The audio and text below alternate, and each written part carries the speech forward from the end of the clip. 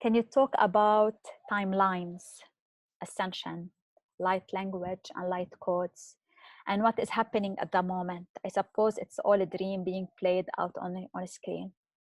So what's happening at the moment, we'll leave it till next time, because I want to give you like next time some astrological updates.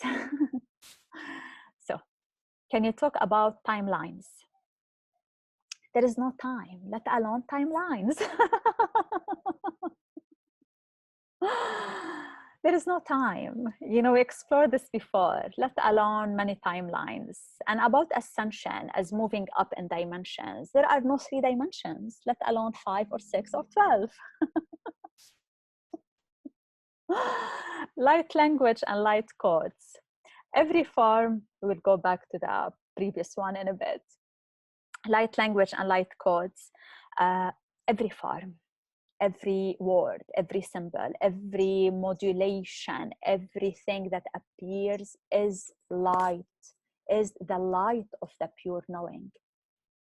Every language, even the English language, is a light language. Every code, every symbol, every form is a light code. Everything that exists is made of the light of the pure knowing. It is the light of the pure knowing that shines on everything, as everything. Everything is made of this light, the light of pure knowing. All languages, all codes are light languages and are light codes. And when you say it's all a dream played out on a screen, it doesn't mean that our experience is not real. We touched on that a moment ago, you know, yet we have perceived it incorrectly. We have misperceived it, and we merely need to see it correctly so we can understand the nature of the self and the world. So it's not like it's all a dream. It's not in that way. It's just like it's the nature of reality is the same as the nature of the dream, but the experience of it is very real. So let's talk about more like the timelines and the ascension. In this approach, we are interested in our true and direct experience, our intimate contact with the truth of the self and the world, whether during the session or in our daily life, rather than the projections of the mind. Meaning that we stay close to the experience, our direct experience, instead of projecting more timelines and more dimensions in space. Do I experience other than now? Did anyone ever experience other than now? Then the eternal now is the truth. If we're talking about timelines as in quantum physics, the parallel universe in space, then they are the counterpart of like timelines in time, past and future. You know, the modern new age accepted the notion that time is an illusion. There is only now. You know, this is very popular in the new age teaching, but it transferred it into space. So there is only now, but now there are many dimensions and many timelines. There is only now, and there's only here. Time and space are concepts, and sometimes very useful concepts. You know, like we meet at this time, and we go. Like I put my map and I go to that place. It is a useful concept, but it is not ultimate truth. In this approach, we are not adding more to time and space. We're not exploring if I am 12th dimensional being, or if I am ready to go up the ladder into the 5th dimension. We are discovering that we are infinite and eternal. And this is not a step in evolution. This is not what we evolve to, if that was what ascension means.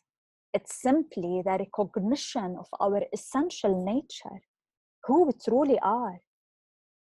The pure knowing, the light of the pure knowing, the one shared being, the one awareness.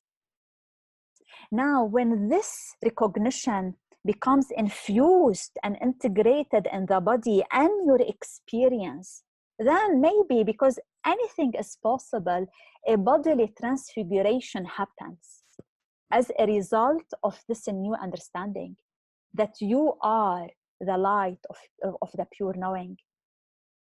Then perhaps the body becomes less dense. Not becomes, it is revealed to be less dense. It is revealed to be a light body. It doesn't become. Your reality, the world, your word, and your body might be perceived at some point as less dense and become only light, you know, which some call it higher dimension or higher frequency ascension. But even to say like higher frequency isn't accurate. We are still using the measurement of the mind and the comparing between states and finite minds.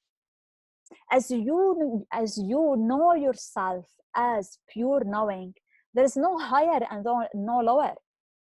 It's all inclusive. It's all equal. It's all one awareness. And there's no real frequency either. It's just pure knowing. It's just stillness, the stillness of the pure knowing, of awareness itself.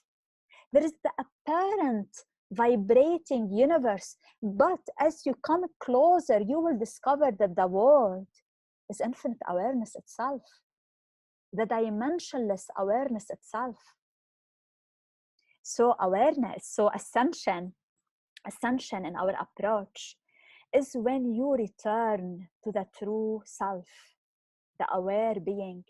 This is a direct experience instead of like waiting for someday we will go to another dimension or move to another galaxy, or it is our direct experience now. Now you know yourself to be this awareness. Am I aware? The one awareness, the pure knowing. And this realization starts to gradually be integrated and infused in all areas of your lives. Not only the way you think, but also the way you feel in the body, and the way you perceive everything, and the way you relate to other people. And here we understand that it's not that I am awareness only. All is awareness. All is the one dimensionless, timeless, infinite awareness. Awareness is not only the thing that is aware of the world. It is the very substance of the world. This is ascension. When we know this, and when we integrate and infuse this knowing into all aspects of our experience, then the world, when it is seen as such, will appear differently. But I don't see it as an added dimension, you know, quite the opposite. It is the collapse of dimensions into one dimensionless awareness. And this is the only true evolution. Let's talk more about space. You know, dimensions, timelines are concepts of the mind. Space is a concept of the mind, in the same way that there is no real time. You know, only the concept of time. There is no real space, only the concept of space. There is the concept of appearance of space, meaning that in reality, awareness is not in location. There is no location. There is absolutely no location. Have you noticed that wherever you go, you are here?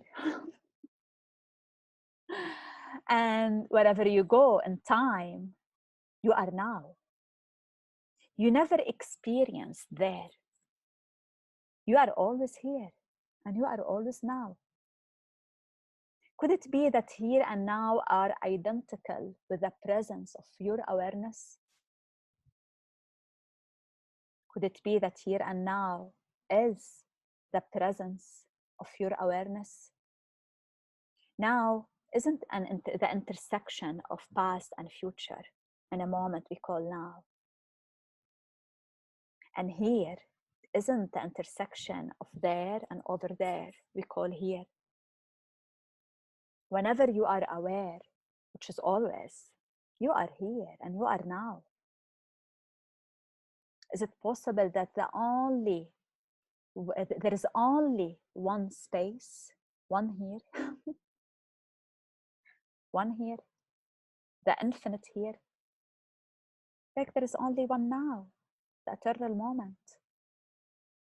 Is it possible that all appear simultaneously in awareness in no location? You know, let's take the dream. Like in a dream, awareness takes the form of a three-dimensional space where the dreams is happening. Yet is the space in which the dream appears 3 dimensions existing in reality in space as matter and location with distance? No, it is an appearance in nowhere, so to speak. Appearance in awareness. There is no real physical location. The world, the universe, the whole universe is not in a real physical location. It is a non-localized awareness. And there is no distance either, because there is no separation. You are not there, and I'm here. This is a trick of the finite mind. Who we truly are is one united awareness that knows seeming multiplicity, but not in time and space, in the same awareness.